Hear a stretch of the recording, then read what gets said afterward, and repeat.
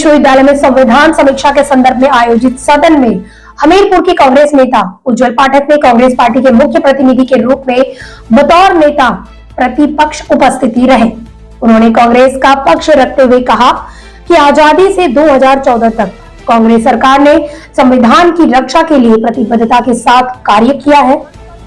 हमने क्रमशः भूमि सुधारों को 9वीं अनुसूची में शामिल करके गरीब किसानों को उनका हक दिया तथा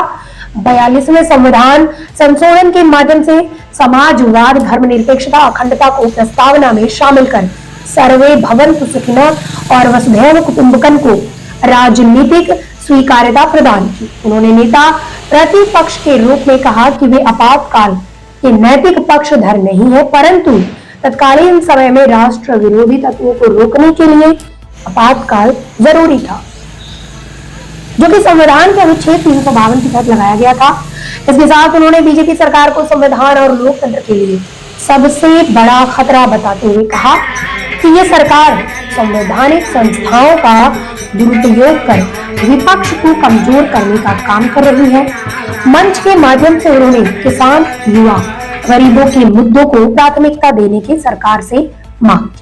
समन्वय स्थापित करके मूल अधिकार और नीति निर्देशकों में समन्वय स्थापित करके सबको समावेशता के माध्यम से विकसित बनाने का कार्य किया हमारे राज्य में संविधान संशोधन के माध्यम से। अध्यक्ष महोदय, आपातकाल का आपने आरोप इन्होंने आपातकाल का आरोप लगाया। देखिए, आपातकाल को नैतिक आधार पर गलत ठहराया जा सकता है, लेकिन तत्कालीन समय में सशस्त्र विद्रोहों का आह्वान देश की यदि सशस्त्र विद्रोह का आह्वान करने का प्रयास किया जा रहा था, कई ऐसे आंदोलनकारी थे, देश विरोधी तत्व थे जिन्होंने ये प्रयास किया कि देश के पुलिस बल है और आर्मी है तो देश के खिलाफ आ जाए, सरकार के खिलाफ आ जाए, तो हमने आपातकाल को लागू किया। और जो कहते हैं आपातकाल